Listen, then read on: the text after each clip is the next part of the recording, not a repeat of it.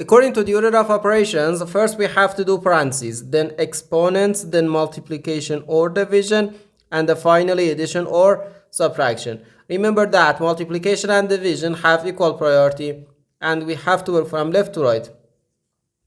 And the same applies to addition and subtraction. In this expression, we have one parenthesis, one multiplication, and one subtraction. Inside this parenthesis, we have one subtraction. Here we have a multiplication because in mathematics, when a number is placed next to parentheses, it means multiplication, and we usually don't write the multiplication sign for brevity. Okay, so according to the PEMDAS, first we have to do this parentheses, then this multiplication, and finally this subtraction. So first this parentheses. Inside this parentheses, we have 8 minus 1, which gives us 7. So 7 times 8 minus 1. Now we have one subtraction and one multiplication.